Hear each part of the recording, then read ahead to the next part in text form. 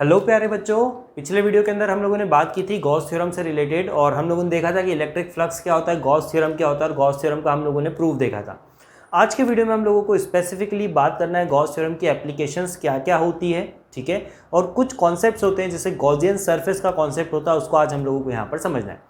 लेकिन उसके पहले हम लोग थोड़ा सा जाते हैं कूलॉम्स लॉ के ऊपर। तो हमने देखा था कि कूलॉम्स लॉ क्या होता है। कूलॉम्स लॉ होता है कि जब भी हमारे पास कोई दो चार्जेस हैं तो उन दोनों के बीच क्या होती है, या तो अट्रैक्टिव या रिपल्सिव फोर्स लगती है।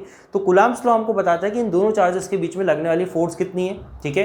कुछ लिमिटेशंस हम लोगों ने पढ़ी थी कूलॉम्स लॉ की, उसमें से एक लिमिटेशन आपकी ये थी कि Coulomb's law is only applicable for point charges.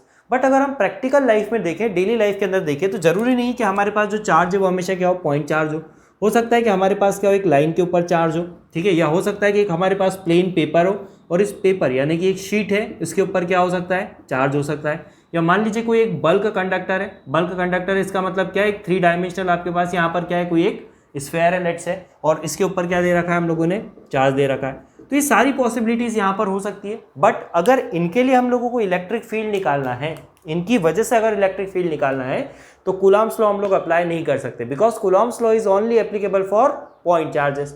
तो प्रश्न ये आता है कि इनके लिए इलेक्ट्रिक फील्ड कैसे निकाले जाए। उसके लिए हमारे पास आते हैं कौन, गॉस अंकल। गॉस अंकल ने जो हमको थ्योरम दी है उसके बेसिस पे हम क्या कर पाएंगे, यहाँ पर इनके लिए इलेक्ट्रिक फील्ड निकाल पाएंगे, और ये आज के वीडियो में हमको देखना है। गॉस अंकल क्या बोलकर गए, उन्होंने कहा है कि जो इलेक्ट्रिक फ्लक्स होगा, मतलब कि integral of E dot D S जो होगा वो किसके बराबर होगा, आपका Q upon epsilon naught. Q क्या होता है, किसी भी क्लोज सरफेस के अंदर चार्ज। अब गॉस थ्योरम की सबसे इंपॉर्टेंट पॉइंट क्या था कि ये जो थ्योरम है सिर्फ और सिर्फ एप्लीकेबल है किसके लिए, क्लोज सरफेस के लिए। बट ये तो अभी आपको क्या दिख रहे हैं यहाँ पर, ओपन।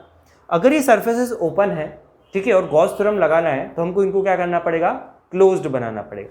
क्लोज बनाने के लिए हमारे पास यहाँ पर एक कॉन्सेप्ट आता है जिसको हम क्या बोलते हैं, गॉसियन सरफेस। गॉसियन सरफेस जो होते हैं कुछ ऐसे सरफेस होते हैं, ठीक है, जो कि क्या होते हैं, आपके क्लोज होते हैं, और कुछ इस तरह से होते हैं कि उन सरफेसेस के हर एक पॉइंट पर इलेक्ट्रिक फील्ड इंटेंसिटी क्या हो, सेम हो। तो जब भी हमको किसी भी चार्ज वाला जो कंडक्टर है आपके पास, चाहे वो लाइन हो, सरफेस हो, या और कोई अदर आपके पास फॉर्म हो, डिस्ट्रीब्यूशन हो, उसमें अगर हमको गॉस थ्योरम लगानी है तो हमको उसके आसपास एक गॉसियन सरफेस कंसीडर करना पड़ेगा। गॉसियन सरफेस कैसा होना चाहिए, क्लोज्ड होना चाहिए। इलेक्ट्रिक फील्ड हर पॉइंट पर क्या होना चाहिए, सेम होना चाहिए। और सबसे इंपॉर्टेंट पॉइंट कि जो फ्लक्स है वो हमेशा क्या होना चाहिए, गॉसियन सरफेस से 90 डिग्री पर। तो गॉसियन सरफेस है क्या, एक्चुअल में एक इमेजिनरी सरफेस है, ठीक है। जैसे फॉर एग्जांपल ये मेरे पास क्या है, एक वायर है, इसके लिए मुझे क्या निकालना है, लेट्स से इस पॉइंट के ऊपर निकालना है इलेक्ट्रिक फील्ड इंटेंसिटी, ठीक है। तो अब मुझे यहाँ पर एक ऐसा सरफेस एज्यूम करना है, एक ऐसा सरफेस एज्यूम करना है जिसके हर एक पॉइंट पर इसकी वजह से इलेक्ट्रिक फील्ड इंटेंसिटी क्या हो, सेम हो, पहली चीज। दूसरी चीज क्या कि फ्लक्स क्या हो, हमेशा 90 डिग्री पर। तो देखिए एक लाइन के लिए अगर हम एक ऐसा सरफेस ढूंढने जाएं, तो अगर आपने सिलेंडर के बारे में पढ़ा होगा, तो ये अगर मेरे पास सिलेंडर है, ठीक है, सिलेंडर की जो एक्सिस होती है ना, इस एक्सिस से हर पॉइंट का डिस्टेंस क्या होता है, बराबर। इट मीन्स कि इसके लिए अगर हम एक्सिस के ऊपर इस लाइन को ले जाकर रख दें, इस लाइन को अगर एक्सिस के ऊपर ले जाकर रख दें, ठीक है ना, तो ये जो सरफेस है सिलेंड्रिकल सरफेस, ये हमारी लाइन के लिए कैसा एक्ट करेगा, एक गॉसियन सरफेस। क्यों, क्योंकि देखिए हर पॉइंट की जो डिस्टेंस होगी इस लाइन से वो क्या होगी, बराबर। इट मीन्स कि यहाँ पर इलेक्ट्रिक फील्ड इंटेंसिटी भी क्या होने वाली है, बराबर होने वाली। दूसरी इंपॉर्टेंट चीज कि यहाँ पर जैसे फॉर एग्जाम्पल यहाँ पर बना देता हूँ मैं, ये मैंने क्या करा, यहाँ पर एक गॉसियन सरफेस को एज्यूम करा, ये लीजिए, ठीक है। अब यहाँ से देखिए जब इलेक्ट्रिक फील्ड इंटेंसिटी निकलेगी तो कैसे निकलेगी, यहाँ से इलेक्ट्रिक फील्ड हमेशा क्या होती है, बाहर की तरफ। तो देखिए सरफेस पर ऑलवेज क्या हो रही है, इलेक्ट्रिक फील्ड 90 डिग्री पर, ठीक है, ऑलवेज क्या हो रही है, 90 डिग्री के ऊपर हो रही है। मतलब ये जो सरफेस है ये हमारी दोनों कंडीशन को क्या कर रहा है, सेटिस्फाई कर रहा है to be a Gaussian surface. Now अगर मान लीजिए मेरे पास कोई एक पॉइंट चार्ज होता है, तो पॉइंट चार्ज के लिए गॉसियन सरफेस क्या होगा, सिंपल है ना। पॉइंट चार्ज के लिए क्या, स्फेयर ले लेते हैं। क्यों, क्योंकि एक पॉइंट को अगर मैं सेंटर पे रखूं, मान लीजिए इस चार्ज को अगर मैंने क्या रखा, इस स्फीयर के सेंटर के ऊपर रखा, तो सेंटर से हर पॉइंट की डिस्टेंस क्या है, बराबर। और डिस्टेंस अगर बराबर है तो ये जो सरफेस होगा इसके हर एक पॉइंट पर इलेक्ट्रिक फील्ड इंटेंसिटी क्या होगी, सेम। और यहाँ से जब हम लोग लाइंस बाहर की तरफ निकालेंगे तो ये हमेशा क्या होगी, आपकी 90 degree to the surface. It means कि आपका जो फ्लक्स है वो क्या हो गया, 90 डिग्री हो गया, इलेक्ट्रिक फील्ड हर पॉइंट पर सेम हो गई, और सरफेस कैसा हो गया, क्लोज। तो तीनों जो कंडीशन है किसी भी सरफेस के गॉसियन सरफेस होने के लिए, वो तीनों की तीनों यहाँ पर क्या हो गई, आपकी सेटिस्फाई हो जाती है। तो ये हमारा छोटा सा कॉन्सेप्ट होता है गॉस थ्योरम का। नाउ अब हम लोग सबसे पहले स्टार्ट करते हैं एप्लीकेशन में एक कूलाम्स लॉ जो हम लोगों ने पढ़ा, तो वहां पर हमने क्या देखा था कि कूलाम अंकल ने हमको बोला कि जो फोर्स होगी दो चार्जेस के बीच में वो डायरेक्टली प्रोपोर्शनल होगी दोनों के प्रोडक्ट के, एंड इनवर्सली प्रोपोर्शनल होगी स्क्वायर के। तो उसके बेसिस पे हमने एक फॉर्मूला निकाल दिया। फॉर्मूला क्या था आपका, F is equal to 1/4πε0 Q1 Q2 upon में कितना R का स्क्वायर, ये हो गया। लेकिन ये जो फॉर्मूला है ये स्टेटमेंट से हम लोगों ने निकाला था। अब इसी सेम फॉर्मूले को हम क्या करने वाले हैं, इस गॉस थ्योरम की मदद से प्रूव करने वाले। तो देखते हैं यहाँ पर कि कूलाम्स लॉ को गॉस थ्योरम से कैसे प्रूव किया जाता है। इंपॉर्टेंट क्वेश्चन होता है, आपका बोर्ड्स के अंदर पूछा जाता है डेरिवेशन। चलो कूलाम्स लॉ का अपन डिडक्शन देखते हैं with the help of Gauss theorem. तो कूलाम्स लॉ देखिए, यहाँ पर एक चार्ज है हमारे पास Q1, एक चार्ज है Q2, इनके बीच में हमको क्या निकालना है, फोर्स। यही आपका क्या होता है कूलाम्स लॉ, ठीक है। लेट्स से कि इन दोनों के बीच का डिस्टेंस कितना है R। अब अगर मुझे यहाँ पर गॉस थ्योरम लगाना है, ध्यान से समझो, अगर मुझे यहाँ पर क्या लगाना है, गॉस थ्योरम लगाना है, मेरे को फोर्स निकालना है। लेट्स से कि मैं इस Q2 के ऊपर फोर्स निकाल रहा हूँ, तो Q2 के ऊपर अगर मेरे को फोर्स निकालना है तो हमको पता है कि फोर्स का एक फॉर्मूला क्या होता है, चार्ज इंटू इलेक्ट्रिक फील्ड। अगर मुझे इस पॉइंट के ऊपर इलेक्ट्रिक फील्ड पता चल जाए तो मैं क्या कर पाऊंगा, फोर्स को बड़ी आसानी से निकाल पाऊंगा। अब यहाँ पर हमको लगाना क्या है, गॉस थ्योरम। गॉस थ्योरम लगाने के लिए सबसे पहली चीज़ हमारे पास क्या होना चाहिए, सरफेस क्लोज, ठीक है। तो चलिए इसको अगर मैं मेन चार्ज मानूं, मेरा सोर्स चार्ज, ठीक है, और इस पॉइंट पर मेरे को क्या निकालना है, इलेक्ट्रिक फील्ड। तो इस पॉइंट के ऊपर हमको क्या लगाना है, इलेक्ट्रिक फील्ड निकालना है। इट मीन्स कि इस पॉइंट के करस्पॉन्डिंग मेरे को क्या लेना पड़ेगा, एक गॉसियन सरफेस। तो यहाँ पर देखिए मैंने गॉसियन सरफेस कंसीडर करा। कैसा सरफेस लूंगा मैं, एक स्फेरिकल। स्फेरिकल क्यों, क्योंकि देखिए Q1 से स्फेयर के हर एक पॉइंट का डिस्टेंस क्या होगा, बराबर। इट मीन्स कि ये जो सरफेस है इसके हर एक पॉइंट पर इलेक्ट्रिक फील्ड इंटेंसिटी क्या होगी, बराबर, ठीक है। तो लेट्स से कि इस पॉइंट को मैंने क्या बोल दिया, P, ठीक। अब मुझे यहाँ पर क्या निकाला है, इलेक्ट्रिक फील्ड, क्योंकि जैसे ही मुझे इस P पॉइंट पर इलेक्ट्रिक फील्ड मिलती है, मैं इस इलेक्ट्रिक फील्ड का Q के साथ इंटू करके क्या निकाल दूंगा, फोर्स, ठीक है। चलो यहाँ पर मैंने एक छोटा सा स्मॉल एरिया कंसीडर करा, लेट्स से ds, और इसका जो 90 डिग्री, इसका जो एरिया वेक्टर है वो कौन सी डायरेक्शन में आएगा, इस डायरेक्शन में। इट मीन्स कि इन दोनों के बीच का जो एंगल है थीटा, वो कितना हो गया, देखो 0 डिग्री, बहुत बढ़िया। अब हमको यहाँ पर क्या करना है, इस E की वैल्यू को निकालना है with the help of Gauss theorem. तो देखिए गॉस थ्योरम क्या बोलती है, गॉस थ्योरम बोलती है कि जो फ्लक्स होगा, फ्लक्स जिसको हम क्या बोलते हैं, फाई E, वो कितना होता है, Q अपॉन एप्सिलॉन नॉट, ठीक है। और फ्लक्स जो होता है बाय डेफिनेशन वो क्या होता है, surface integral of E dot ds। ये तो हो गई बात। अब यहाँ पर अगर हम इसको अप्लाई करें तो देखो वो जो चार्ज होता है वो कौन सा चार्ज होता है, charge enclosed in a surface. तो सरफेस कौन सा है हमारा, ये वाला, और इसके अंदर एनक्लोज्ड चार्ज कौन है, Q1। तो इसका मतलब क्या है कि जब मैं गॉस थ्योरम लगाऊंगा तो यहाँ पर मैं क्या लिख दूंगा, Q1 upon epsilon not. Now in दोनों के बीच का एंगल देखिए कितना है, इन दोनों के बीच का एंगल है 0। तो जब यहाँ पर डॉट प्रोडक्ट हटेगा तो क्या आएगा आपका कॉस थीटा, और थीटा इज इक्वल टू कितना है आपके पास 0। थीटा अगर 0, इसका मतलब कॉस 0 की वैल्यू कितनी हो गई, 1। तो यहाँ पर क्या बचा, इंटीग्रल ऑफ E ds, ठीक है, Q1 अपॉन एप्सिलॉन नॉट, ठीक है।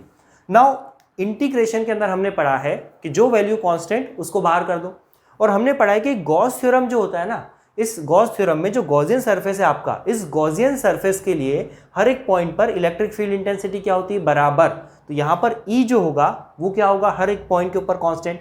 इसका मतलब कि E की वैल्यू जो है वो इस सरफेस के लिए क्या है, कांस्टेंट। तो E को हम क्या कर सकते हैं, बाहर कर देते हैं। तो E को हम लोगों ने बाहर करा, अंदर क्या बचा, देखो इंटीग्रेशन ऑफ ds, ठीक है। कौन सा इंटीग्रेशन है यहाँ पर, कौन सा इंटीग्रेशन है, ये है आपका सरफेस इंटीग्रेशन। तो ds का इंटीग्रेशन कितना होगा, s, और s क्या है यहाँ पर, सरफेस एरिया। किसका सरफेस एरिया, गॉसियन सरफेस का। तो सरफेस एरिया क्या होता है, किसी भी स्फीयर का सरफेस एरिया कितना होता है भाई साहब, 4πr²। तो ये हम लोगों ने यहाँ पर पुट किया, कितना देखो 4πr²। अब इस वैल्यू को अपन यहाँ पर पुट कर देते हैं, तो ये क्या हो जाएगा, देखो E into 4πr² is equal to Q1 upon में एप्सिलॉन नॉट, ठीक है। हमको क्या निकालना है, E। तो E को इधर रहने देते हैं, बाकी टर्म्स को क्या कर दें, अपॉन में। तो E इज इक्वल टू देखो कितना हो गया, ये 4πr² एप्सिलॉन नॉट है, तो इसको मैं ऐसा लिख दूं क्या, 1/4π epsilon not Q1 upon r²। Magnitude की बात कर ली अपन ने, E का जो मैग्नीट्यूड है वो आ चुका है, ठीक है ना। डायरेक्शन अपन ऑलरेडी मेंशन कर चुके हैं। हमको तो फोर्स निकालना है, कूलाम्स लॉ ने किसके बारे में बात की, फोर्स के बारे में। तो Q2 के ऊपर लगने वाली जो हमारी फोर्स है ना, वो कितनी है, देखो Q2 इंटू E। तो F इज इक्वल टू कितना हो गया, F का जो मैग्नीट्यूड है वो कितना हो जाएगा, Q2 इंटू E, और E कितना है आपका 1/4π एप्सिलॉन नॉट। तो ये हो गया आपका 1/4π epsilon not Q1 upon r² into में क्या करा, Q2। तो ये अपन ने क्या करा, इंटू में Q2। तो देखिए हमारे पास यहाँ पर क्या आ गया, फोर्स का सिंपल सा एक्सप्रेशन। और यही हमको कूलाम्स लॉ ने भी फोर्स का एक्सप्रेशन बताया। तो जब हमको गॉस थ्योरम से कूलाम्स लॉ को प्रूव करना है तो हमको करना कुछ नहीं है, हमको एक गॉसियन सरफेस अज्यूम करना है, ठीक है, और उसके बाद यहाँ पर गॉस थ्योरम लगाना है। तो जो फ्लक्स की बाय डेफिनेशन जो आपके पास इक्वेशन आती है उसको हमको गॉस थ्योरम के इक्वल टू में रखना है और इसको सिंप्लीफाई करना है, दैट्स इट। और यही पूरा काम हम लोग आगे एप्लीकेशंस के अंदर भी करने वाले हैं जब हम अलग अलग सर्फेसेस के लिए इलेक्ट्रिक फील्ड इंटेंसिटी निकालेंगे। तो इस तरह से हम लोग यहाँ पर क्या करेंगे, इसका डेरिवेशन क्या क्या दिक्कत है इसके अंदर, बिल्कुल रद्दी सा क्वेश्चन है और सीधा आपका 4 नंबर का डेरिवेशन ये बोर्ड एग्जाम के अंदर बनता है। ठीक है, तो अभी अपन देखते हैं यहाँ पर पहला जो इसका एप्लीकेशन है उसको अपन देखते हैं, जिसमें हम लोग एक लाइन चार्ज के लिए इलेक्ट्रिक फील्ड इंटेंसिटी कैलकुलेट करने वाले हैं। चलिए यहाँ पर इलेक्ट्रिक फील्ड का कैलकुलेशन करना है हम लोगों को एक लाइन चार्ज के लिए। तो यहाँ पर आप देखिए कि ये आपका let call this X Y, ठीक है, ये लाइन है जिसकी लेंथ कितनी है एल, और इसके ऊपर हम लोगों ने क्या कर रखा है, पॉजिटिव चार्ज को यूनिफॉर्मली बिखेर रखा है। ठीक है, अब इसके लिए हमको क्या निकालना है, इलेक्ट्रिक फील्ड निकालना है। तो लेट्स से कि मेरे को पी पॉइंट के ऊपर क्या निकालना है, इलेक्ट्रिक फील्ड। तो पी पॉइंट को लेकर मैं क्या करने वाला हूँ, यहाँ पर एक सिलेंडर ड्रॉ करने वाला हूँ। सिलेंडर क्यों, क्योंकि सिलेंडर हमारा यहाँ पर क्या है, गॉसियन सरफेस है। ठीक है ना, इस सिलेंडर के हर एक पॉइंट से इस लाइन का जो डिस्टेंस है वो कितना है, बराबर। इट मीन्स कि इसके हर एक पॉइंट पर इलेक्ट्रिक फील्ड क्या होगी, कांस्टेंट। तो इसको हम क्या बोल सकते हैं, गॉसियन सरफेस। ठीक है, गॉस थ्योरम लगाना है तो गॉसियन सरफेस अज्यूम करना ही पड़ेगा। लेट्स से कि ये जो पी पॉइंट है इसकी जो डिस्टेंस है हमारी लाइन से वो कितनी है, यहाँ पर आर। ठीक है, और इस पी पॉइंट पर हमको क्या निकालना है, इलेक्ट्रिक फील्ड इंटेंसिटी। नाउ इस पी पॉइंट के ऊपर अगर मैं बात करूँ तो यहाँ पर आप ध्यान से समझो, इलेक्ट्रिक फील्ड की डायरेक्शन क्या होगी, बाहर की तरफ। क्यों होगी बाहर की तरफ, क्योंकि यहाँ पर देखिए पॉजिटिव चार्ज, तो पॉजिटिव से इलेक्ट्रिक फील्ड कैसे जाती है, बाहर की तरफ। इस सरफेस से अगर मैं ds की बात करूँ तो ds की डायरेक्शन देखिए कैसी होगी, इस तरह से होगी, बाहर की तरफ। ठीक है, अभी आपका यहाँ पर एक क्वेश्चन ये भी आना चाहिए कि सर इस सिलेंडर के अंदर टोटल 3 सरफेसेस है, एक ऊपर है, एक ये साइड वाला है कर्व्ड वाला, और एक ये नीचे वाला सरफेस। तो इनके लिए भी तो हमको इलेक्ट्रिक फील्ड और ds की डायरेक्शन देखना चाहिए। चलिए देख लेते हैं। लेट कॉल दिस, ऊपर वाला जो सर्कल है इसको S1 बोल देते हैं, ये वाले सरफेस को S2 और नीचे वाले को अपन ने क्या बोला, S3। तो यहाँ पर मान लीजिए अगर कोई पॉइंट होता, लेट से यहाँ पर अगर कोई पॉइंट होता तो इसके लिए इलेक्ट्रिक फील्ड किधर होती भाई साहब, बाहर की तरफ। क्यों, क्योंकि पॉजिटिव से बाहर जा रही। इस सरफेस का जो एरिया वेक्टर होता वो कैसा होता, देखो 90 डिग्री पर। तो ds कैसा जाता, ऊपर की तरफ, ये आ गया आपका। ठीक है, सेम अगर यहाँ पर कहीं पर एक पॉइंट होता है इस सरफेस पर तो इलेक्ट्रिक फील्ड कहाँ, बाहर, ds कहाँ पर, नीचे की तरफ। क्योंकि ds क्या होता है ना, ds क्या होता है आपका 90 डिग्री टू द सरफेस। तो फॉर एग्जांपल मान लीजिए मेरा इस तरह का कोई सिलेंडर है, ठीक है, तो ये जो सरफेस है इससे ds कैसा जाएगा, इस तरह से बाहर 90 डिग्री पे। लेकिन ऊपर वाले सरफेस से ds कैसा जाएगा, ऐसा अपवर्ड डायरेक्शन, और नीचे वाले में कैसा जाएगा, इस तरह से डाउनवर्ड डायरेक्शन में। तो ये ds की हम लोगों ने डायरेक्शन बना दी, इसको S1 S2 और S3 हम लोगों ने बोला। नाउ अगर हम फ्लक्स की बात करें बाय डेफिनेशन, क्योंकि हमको गॉस थ्योरम लगाना है, गॉस थ्योरम लगाना है तो फ्लक्स निकालना पड़ेगा। फ्लक्स की अगर बात करें तो बाय डेफिनेशन फ्लक्स क्या होता है, integral of E dot ds। अब यहाँ तो अपने पास 3 पॉसिबिलिटीज है, तो इसको हमने क्या करा, 3 पार्ट में ब्रेक कर दिया। Integral of E dot ds for S1, for S2 and for S3। Simple सी बात है। अब देखो S1 के लिए ई और ds के अंदर एंगल कितना है, 90 डिग्री, ये लिख दिया। ठीक है, S2 के लिए देखो ई और ds के बीच में एंगल कितना है, 0 डिग्री। ठीक है, EDS जो है आपका S3 के लिए अगेन देखो एंगल कितना है आपका, 90 डिग्री। तो यहाँ पर थीटा कितना हो गया भाई साहब, 90 डिग्री।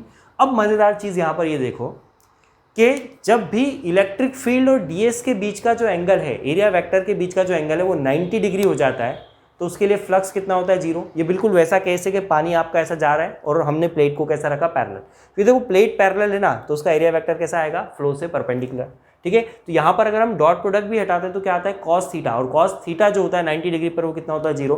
इसका मतलब क्या है, इसका सिंपल सा मतलब ये है कि ये वाला जो फैक्टर है 0, ये वाला जो फैक्टर है वो 0 हो गया, बचा कौन सा, बीच वाला S2 वाला। ठीक है, इसको सॉल्व कर लेते हैं। अब ध्यान से समझना, ये गया आपका ये, ठीक है, ई डॉट ds, तो डॉट प्रोडक्ट जब हटेगा यहाँ पर तो ये कितना हो जाएगा आपका ई ds कॉस थीटा, और थीटा कितना है, 0।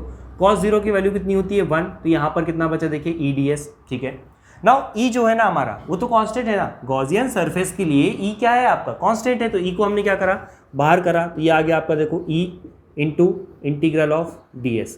अब इंटीग्रेशन ऑफ ds जो होगा ना वो क्या होगा, सरफेस एरिया। किसका सरफेस एरिया, गॉसियन सरफेस का। तो गॉसियन सरफेस कौन सा है यहाँ पर, सिलेंडर। अब सिलेंडर का कौन सा सरफेस एरिया आएगा, S2 वाला। S2 क्या है यहाँ पर, इसका कर्व सरफेस। और किसी भी सिलेंडर का कर्व सरफेस का जो एरिया होता है वो कितना होता है, 2πrh। तो h कितना है हमारे पास यहाँ पर, l। तो सिंपली अगर मेरे को यहाँ पर ds की वैल्यू लिखना है, इंटीग्रेशन ऑफ ds, तो ये कितना हो जाएगा, 2πrl। इसको नाम दे दो भाई साहब इक्वेशन नंबर 1। नाउ ये तो अपन ने फ्लक्स निकाला किससे, डेफिनेशन ऑफ फ्लक्स के। अब बाय गॉस थ्योरम अगर मैं फ्लक्स की बात करूँ, बाय गॉस थ्योरम, तो गॉस अंकल क्या बोलकर गए हैं, गॉस अंकल कहकर गए हैं कि फ्लक्स इज इक्वल टू हो जाएगा आपका क्यू अपॉन में एप्सिलॉन नॉट। तो लेट्स से कि हमारा ये जो प्लेट है, ये जो लाइन है, इसके ऊपर चार्ज कितना है क्यू, तो ये होगा कितना क्यू बाय एप्सिलॉन नॉट। ना दोनों को अगर मैं कंपेयर करूँ, ठीक है, दोनों को अगर हम क्या करें, कंपेयर करें फ्रॉम इक्वेशन नंबर 1 एंड 2, तो आप देखिए यहाँ से क्या निकल कर आएगा, यहाँ से निकल कर आएगा E into 2πRL is equal to कितना Q अपॉन एप्सिलॉन नॉट। तो अगर मैं इस 2πRL को अपॉन में ले लूँ तो E की वैल्यू आ गई क्या, बिल्कुल आ गई सर, कितना आ गया 2πRL एप्सिलॉन नॉट। तो E की वैल्यू हमारे पास आ गई, E ही तो हमको निकालना था, ठीक है। अब कुछ इंपॉर्टेंट यहाँ पर पॉइंट समझते हैं, ध्यान से सुनते जाना, कि मान लेते हैं कि अगर ये जो मेरा सरफेस है, ये जो लाइन है मेरी, इसकी लेंथ कितनी है, इनफाइनाइट। अगर इसकी लेंथ इनफाइनाइट है तो इसके ऊपर चार्ज भी कितना होगा, इनफाइनाइट। तो अगर मैं इस इक्वेशन में चार्ज की वैल्यू को इनफाइनाइट पुट करूँ तो E कितना आना चाहिए, इनफाइनाइट। L को अगर इनफाइनाइट पुट करूँ तो E कितना आना चाहिए, 0, नॉट डिफाइंड है, ठीक है। तो यहाँ पर एक बड़ी प्रॉब्लम है कि जब इसकी जो लेंथ है वो अगर इनफाइनाइट है तो उसके ऊपर चार्ज भी इनफाइनाइट होगा, तो ऊपर भी इनफाइनाइट, नीचे भी इनफाइनाइट, इनफाइनाइट बाय इनफाइनाइट क्या होता है, नॉट डिफाइंड। तो क्या ये सच में नॉट डिफाइंड होगा क्या, बिल्कुल नहीं। यहाँ पर एक छोटा सा कॉन्सेप्ट हमको समझना है, ध्यान से समझो, एक छोटा सा जो कॉन्सेप्ट है इसको हम लोग यहाँ पर समझते हैं। कॉन्सेप्ट होता है आपका क्या, लाइन चार्ज डिस्ट्रीब्यूशन में जो होता है आपका चार्ज डेंसिटी, उसका कॉन्सेप्ट समझते हैं। मान लीजिए कि यहाँ पर मेरे पास एक वायर है, ठीक है, ये इसके ऊपर चार्ज कितना दे रखा है हम लोगों ने, क्यू चार्ज, और लेट्स से कि इसकी जो लेंथ है वो कितनी है, एल। तो यहाँ पर एक कॉन्सेप्ट आता है, अगर ये जो चार्ज है ना आपका, ये क्या है, यूनिफॉर्मली डिस्ट्रीब्यूटेड है।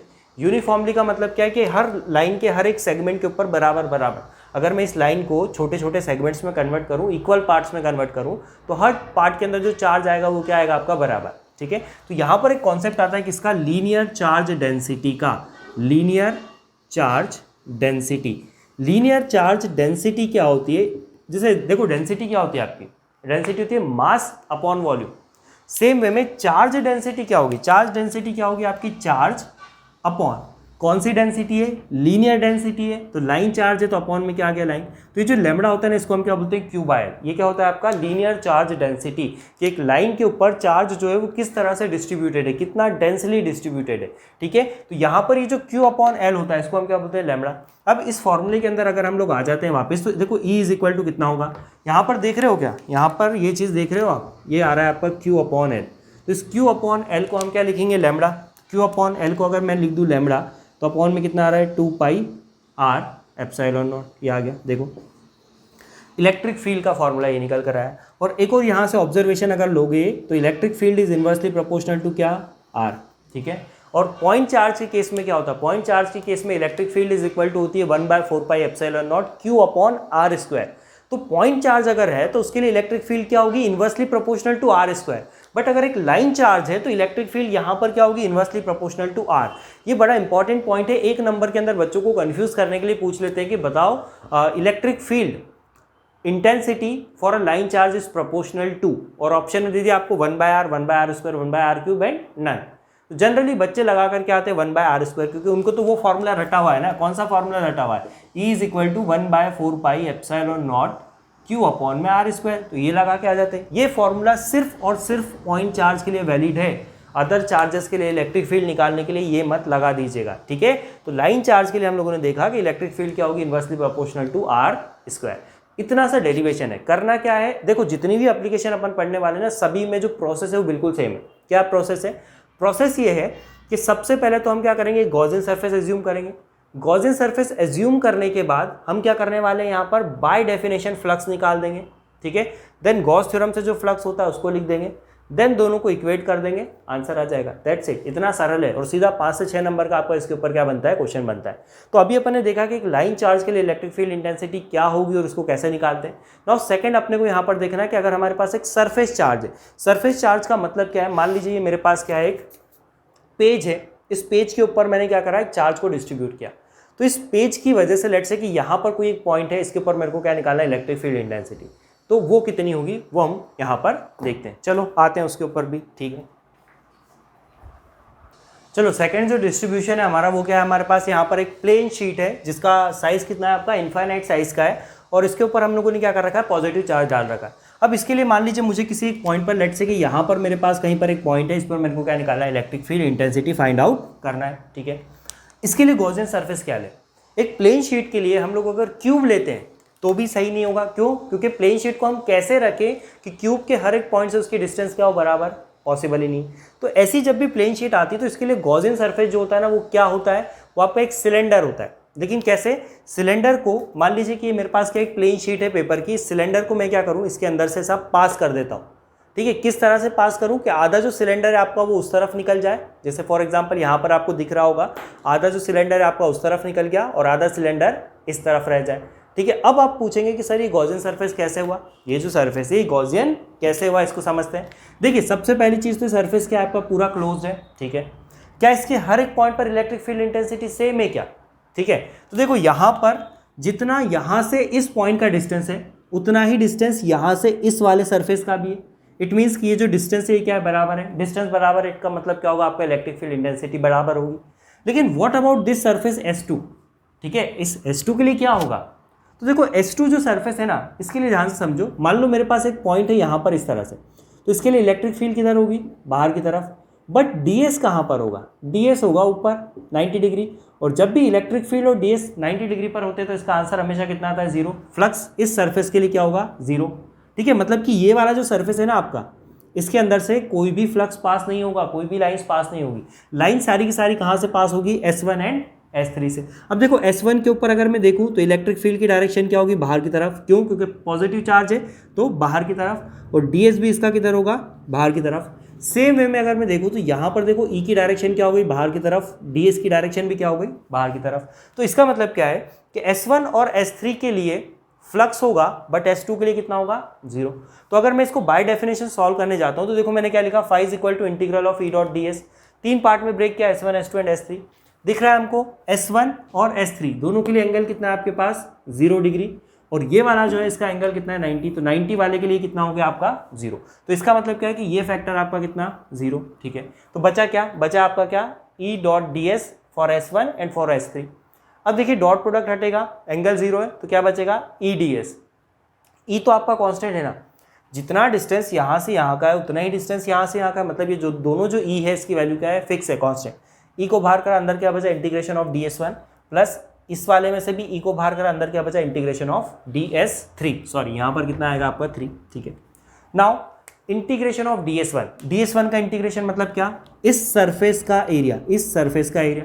तो लेट कॉल दिस कि इसका जो एरिया है वो कितना है, A। अब ये तो सिलेंडर है ना, तो ये वाला जो एरिया है ये भी कितना होगा आपका, A।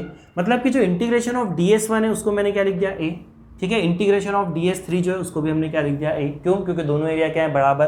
तो दोनों का अगर मैं सम करूँ तो यहाँ पर देखिए कितना आएगा आपका, इंटीग्रेशन ऑफ आपका जो फ्लक्स है वो कितना आ रहा है, 2E इंटू A। नाउ अगर हम बाय गॉस थ्योरम जाते हैं इसके अंदर, बाय गॉस थ्योरम, तो गॉस अंकल तो बोलकर गए हैं बहुत ही क्लियर शब्दों के अंदर कि आपका जो फाई है वो क्या होगा, वो होगा आपका चार्ज अपॉन एप्सिलॉन नॉट। किसके ऊपर चार्ज, इस प्लेन शीट के ऊपर चार्ज। ठीक है, यही कह लीजिए कि इस गॉसियन सरफेस के अंदर जो चार्ज आ रहा है, तो ये जो इतना पोर्शन के अंदर जो भी चार्ज आएगा, ठीक है, वो हमारा क्या हो गया, यहाँ पर इंक्लूड हो गया। ठीक है, चलो इसको नाम दे दो अभी क्या, सेकेंड। ये नाम दिया इसको हमने क्या, सेकेंड। नाउ दोनों को अगर मैं इक्वेट करूँ, यहाँ से समझो, from 1 and 2, from 1 and 2, 2EA is equal to Q upon epsilon naught. मेरे को क्या निकालना है, मेरे को निकालना है E। तो E इज इक्वल टू कितना हो गया, E इज इक्वल टू हो गया आपका Q अपॉन, ये 2A अपॉन में आया तो 2 एप्सिलॉन नॉट A। तो E के लिए मेरे पास एक्सप्रेशन देखिए कितना आ रहा है, Q upon 2 epsilon not A। अब शीट कैसी है आपकी, इनफाइनाइट शीट है, इसका मतलब इसका एरिया भी कितना होगा, इनफाइनाइट। इसके ऊपर चार्ज भी कितना होगा, इनफाइनाइट। तो अगेन इनफाइनाइट बाय इनफाइनाइट मतलब इट नॉट डिफाइंड हो जाएगा। इसके लिए कॉन्सेप्ट क्या है आपके पास, आपका सरफेस चार्ज डेंसिटी। मान लीजिए कोई एक सरफेस है और उसके ऊपर हमने Q चार्ज डाल रखा है और उसका एरिया कितना है, A। तो सरफेस चार्ज डेंसिटी जो होता है यहाँ पर, इसको अपन सिग्मा से रिप्रेजेंट करते हैं। सिग्मा इज इक्वल टू क्या होगा, surface charge density. Charge density है तो ऊपर क्या आ गया, टोटल चार्ज, इस सरफेस के ऊपर जो भी चार्ज है, अपॉन एरिया। एरिया कितना है इसका, A। ठीक है, तो यहाँ पर देखो हमने इसीलिए एरिया की वैल्यू नहीं पुट करी, अदरवाइज ये जो एरिया आपका कैसा है, एक सर्कुलर, तो यहाँ पर जो भी इसका रेडियस होता है ना, ठीक है, जो भी इसका रेडियस होता है πr² लिख देते, बट जरूरत ही नहीं है ना, नीड नहीं है। ठीक है, तो यहाँ से देखो Q/A को हम क्या लिख सकते हैं, Q/A को हम लिख सकते हैं सिग्मा। तो इलेक्ट्रिक फील्ड जो होगी हमारी वो कितनी आ गई, सिग्मा अपॉन 2 एप्सिलॉन नॉट।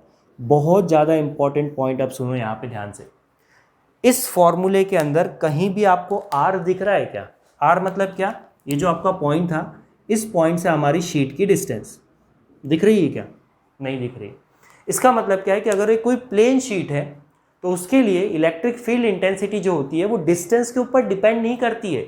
इसका मतलब क्या है कि ये पॉइंट चाहे यहाँ हो, चाहे ये यहाँ हो, चाहे ये आपका पॉइंट यहाँ हो या फिर यहाँ हो, हर जगह इलेक्ट्रिक फील्ड की वैल्यू क्या होगी? सेम होगी। कितनी होगी वो? सिग्मा अपॉन में 2 एप्सिलॉन नॉट। ठीक है, हर जगह इलेक्ट्रिक फील्ड की वैल्यू क्या होगी? सेम होगी। और कितनी होगी आपकी? सिग्मा अपॉन में epsilon not, 2 epsilon not. Now ये तो बात हुई आपके लिए एक प्लेट के लिए। अगर अब मेरे पास दो प्लेट्स है और दोनों प्लेट्स को हमने क्या रखा? पैरेलल। ये बहुत इंपॉर्टेंट आपका पॉइंट यहाँ पर आने वाला है थर्ड एप्लीकेशन में, क्योंकि अगला जो चैप्टर होगा वहाँ पर हम कैपेसिटर पढ़ने वाले हैं और कैपेसिटर में ऐसा ही कुछ अरेंजमेंट देखने को मिलता है जहाँ पर दो प्लेट्स होती है और उनके ऊपर क्या होता है? कुछ चार्ज। तो अब अगर दो प्लेट्स रखी है तो फिर इलेक्ट्रिक फील्ड इंटेंसिटी क्या होगी वो हम लोग निकालते हैं थर्ड वाला इसका जो एप्लीकेशन है उसके अंदर। ठीक है, चलो दो पैरेलल प्लेट के लिए अपन यहाँ पर देखते हैं। ठीक है, तो ये हमारे पास दो प्लेट्स हैं ए एंड बी। ठीक, इसका जो सरफेस चार्ज डेंसिटी वो कितना है? सिग्मा है। इसका सरफेस चार्ज डेंसिटी कितना है? Sigma B. ठीक है, अभी के लिए मान लिया कि दोनों का डिफरेंट है। अब इसके लिए हमको क्या निकालना है? इलेक्ट्रिक फील्ड इंटेंसिटी निकालना है। इलेक्ट्रिक फील्ड इंटेंसिटी निकालना है तो इलेक्ट्रिक फील्ड इंटेंसिटी निकालने के लिए हमारा पॉइंट जो है वो कहाँ कहाँ पर हो सकता है उसको डील करते हैं। एक तो ये हो सकता है कि लेफ्ट हैंड साइड में हो ए के, मतलब कि ये जो रीजन है आपका, इसको मैंने बोला फर्स्ट रीजन, या हो सकता है कि इन दोनों पॉइंट के बीच में हमको निकालना हो, तो यहाँ पर हमने इसको क्या बोला? रीजन 2। और हो भी सकता है कि हम इधर कहीं पर निकालना चाह रहे हैं। तीसरी पॉसिबिलिटी क्या है कि यहाँ कहीं पर निकाल रहे हैं। तो तीन हमारे पास यहाँ पर क्या बन गया? अलग अलग रीजन। तीनों के अंदर हमको अलग अलग क्या निकालना पड़ेगी? Electric field intensity. ठीक है, अब यहाँ पर देखिए तीन अलग अलग रीजन बने, तो स्टार्ट करते हैं अपन रीजन नंबर 1 से। ठीक है, रीजन नंबर 1 के ऊपर इलेक्ट्रिक फील्ड के डायरेक्शन में आपसे पूछ रहा हूँ, क्योंकि इंडिविजुअल की अगर मैं इलेक्ट्रिक फील्ड इंटेंसिटी की बात करूँ ना, तो ए की वजह से जो इलेक्ट्रिक फील्ड इंटेंसिटी होगी कहीं पर भी, वो कितनी होने वाली है आपकी? Sigma A upon 2 epsilon not. पढ़ चुके हैं ना अपन, सिग्मा अपॉन 2 एप्सिलॉन नॉट अभी देखा अपन ने। तो यहाँ पर ए अगर इसका सिग्मा है तो सिग्मा की जगह क्या पुट कर रहा है? सिग्मा है। सिमिलरली बी के लिए अगर हम मैग्नीट्यूड की बात करें तो ये कितना हो जाएगा आपका? सिग्मा बी अपॉन में 2 एप्सिलॉन नॉट। ये हो गया। ठीक है, तो वैल्यूज तो हमको पता है, हमको तो सिर्फ डायरेक्शन देखना है और इसको ऐड करना है सुपरपोजिशन से। तो देखिए ये रहा पॉइंट। अब हमको पता है कि किसी भी प्लस चार्ज के लिए इलेक्ट्रिक फील्ड कैसी लगेगी आपकी? बाहर की तरफ। तो अगर मैं ए की वजह से निकालना चाहता हूँ तो देखो ए से लाइंस कैसे जाएगी? उस वाले एरिया के अंदर बाहर की तरफ, उस डायरेक्शन में। इसका मतलब क्या है कि आपका जो इलेक्ट्रिक फील्ड इंटेंसिटी है, ठीक है, ए की वजह से उसकी डायरेक्शन क्या हो गई? ये। ठीक, फिर इसी रीजन में अगर बी की वजह से निकालूँ तो देखो बी उस तरफ है, बी पे अगेन पॉजिटिव चार्ज है, तो कैसी आएगी रेस? इस तरह से। तो ये देखो बी के लिए भी आपका क्या हुआ? इसी डायरेक्शन के अंदर लग रहा है। ठीक, बीच वाले रीजन के अंदर आए, ध्यान से समझना। ए के लिए, ए अब इधर है, ए क्या है आपका? इस तरफ है और पॉइंट आपका कहाँ है? यहाँ कहीं है। तो ए से बाहर की तरफ, मतलब इस डायरेक्शन में क्या होगा? ए की वजह से लगने वाली है, तो लेट कॉल दिस ई है। ठीक है, बी की वजह से लगेगी इस डायरेक्शन में, क्योंकि बी इस तरफ है, तो इससे जो आपकी लाइंस होगी वो बाहर की तरफ इधर निकलेगी, तो ये हो गया आपका क्या? E B. ठीक है, और इस थर्ड पॉइंट पर देखो ए की वजह से क्या हो गई? बाहर की तरफ, और बी की वजह से भी क्या हो गई यहाँ पर? बाहर की तरफ। क्यों? क्योंकि देखिए ये दोनों इस तरफ है प्लेट, तो ए से जब लाइंस निकलेगी तो कैसे जाएगी उस रीजन में? ऐसी सीधी। ठीक है, और बी से भी कैसे जाएगी? ऐसे सीधी। ठीक है, अब यहाँ पर देखो कि इलेक्ट्रिक फील्ड की दो अलग अलग डायरेक्शंस हमारे पास आ रही है। ठीक है, कुछ इलेक्ट्रिक फील्ड कुछ रीजन में उस तरफ एक्ट करी, कुछ में इस तरफ। तो यहाँ पर हम एक कन्वेंशन ले लेते हैं कि इस डायरेक्शन को हम क्या बोलने वाले हैं? पॉजिटिव, और इस डायरेक्शन को हम क्या लेने वाले हैं? नेगेटिव। ठीक है, इसके बेसिस पे इसको क्या करते हैं? सॉल्व करते हैं। मतलब कि इधर अगर हम लोग इस डायरेक्शन में कोई पॉइंट कर रहा है तो उसकी वैल्यू को हम क्या लिखेंगे? नेगेटिव। उस डायरेक्शन में पॉइंट कर रहा है तो उसको हम क्या लिखेंगे? पॉजिटिव। नाउ समझते हैं यहाँ पर देखो। अब देखो यहाँ पर ध्यान से कि फर्स्ट रीजन के अंदर अगर हम इलेक्ट्रिक फील्ड की बात करें, फर्स्ट रीजन के अंदर अगर हम इलेक्ट्रिक फील्ड की बात करें तो फर्स्ट रीजन में टोटल इलेक्ट्रिक फील्ड क्या होगी आपकी? E1 plus E2, E1 plus E2 magnitude wise. तो देखो E1 की वैल्यू मैंने पुट करी माइनस सिग्मा ए अपॉन में 2 एप्सिलॉन नॉट, और E2 की वैल्यू मतलब कि EB की वैल्यू मैंने क्या पुट करी यहाँ पर? देखो माइनस सिग्मा बी अपॉन में कितना? 2 एप्सिलॉन नॉट। यहाँ से अगर आप देखो तो माइनस साइन दोनों में से common, 1 upon 2 epsilon not common, तो अंदर क्या बचेगा आपका? सिग्मा ए प्लस सिग्मा बी। तो ये तो मेरे पास किसके लिए एक्सप्रेशन आ गया? रीजन 1 के लिए। ओवरऑल आंसर कैसा आ रहा है? नेगेटिव। क्यों आ रहा है नेगेटिव? क्योंकि डायरेक्शन क्या है? इस तरह। तो ये नेगेटिव साइन सिर्फ डायरेक्शन को शो कर रहा है। ठीक है, अब आते हैं देखो रीजन नंबर 2 के ऊपर। रीजन नंबर 2 के अंदर देखो ई ए उस तरफ लग रहा है, इसको अपन ने क्या बोला? पॉजिटिव। तो ई ए की वैल्यू को मैंने पुट किया कितना? सिग्मा ए अपॉन 2 एप्सिलॉन नॉट। ठीक है, ई बी इधर लग रहा है, इसको हम क्या पुट करेंगे? नेगेटिव। ठीक है ना, इसको हमने क्या पुट करा, नेगेटिव। अच्छा, इस बात से कंफ्यूज मत हो जाना कि सर ये इधर लग रहा है, ई इधर लग रहा है, तो इनका जो रिजल्टेंट होगा वो तो ये होगा, ये माइनस ई बी, ठीक है, ये होगा। आपने बीच में प्लस क्यों लगाया, ठीक है, क्योंकि हमने ये जो डायरेक्शंस है ना, इसको ऑलरेडी हमने वैल्यूज़ के अंदर इंक्लूड कर दिया है। तो अभी हमको यहाँ पर ई को डायरेक्टली क्या करना है, ऐड करना है। आई बात समझ में ना। तो यहाँ पर देखो हमने क्या लिखा, ई ए अपॉन में 2 epsilon naught plus minus E B upon में 2 एप्सिलॉन नॉट। बी की डायरेक्शन नेगेटिव, कॉमन लिया 1/2 epsilon naught, sigma A minus sigma B बचा, ठीक है। थर्ड रीजन में भी सेम तरह से अप्लाई किया, दोनों की डायरेक्शन उस तरफ है, दोनों को पॉजिटिव पुट किया, 1/2 एप्सिलॉन नॉट कॉमन लिया, अंदर क्या बचा आपका, सिग्मा ए प्लस सिग्मा बी। तो इस तरह से यहाँ पर हम लोगों ने क्या करा, देखो इलेक्ट्रिक फील्ड इंटेंसिटी निकाला। अब यहाँ पर एक इंपॉर्टेंट चीज आती है, अपने को यहाँ पर केसेस देखना है, ठीक है। और यहीं पर आपको मैं एक कैपेसिटर का कॉन्सेप्ट भी देने वाला हूँ। जो कैपेसिटर हम लोग पढ़ने वाले हैं अगले वाले चैप्टर के अंदर, वहां पर इसी तरह का कुछ अरेंजमेंट होता है। तो देखो केस नंबर 1 देखो ध्यान से समझना, केस नंबर 1 क्या कि अगर सिग्मा ए की वैल्यू सिग्मा बी के बराबर है, विच इज इक्वल टू कितना है, सिग्मा। मतलब कि यहाँ पर जो सिग्मा है ना, इसकी वैल्यू कैसी है, पॉजिटिव। पॉजिटिव है, इट मीन्स कि इसके ऊपर चार्ज कैसा है, पॉजिटिव है दोनों प्लेट के ऊपर, और दोनों प्लेट का जो सिग्मा है वो क्या है, बराबर है। दोनों का सिग्मा जो है वो कितना है, बराबर, हटा दिया, ठीक है। दोनों का अगर सिग्मा बराबर है तो इस वाले एक्सप्रेशन में अगर मैं सिग्मा ए और सिग्मा बी को क्या पुट करूँ, सिग्मा, तो सिग्मा प्लस सिग्मा कितना हो गया, 2 सिग्मा, 2 से 2 कैंसिल, तो बचेगा कितना, देखो माइनस का सिग्मा अपॉन में एप्सिलॉन नॉट, ठीक है। बीच वाले रीजन के अंदर अगर हम लोग बात करें तो इलेक्ट्रिक फील्ड इंटेंसिटी कितनी हो जाएगी, 0, because sigma A minus sigma B दोनों की वैल्यू बराबर है, तो आंसर कितना हो गया, 0।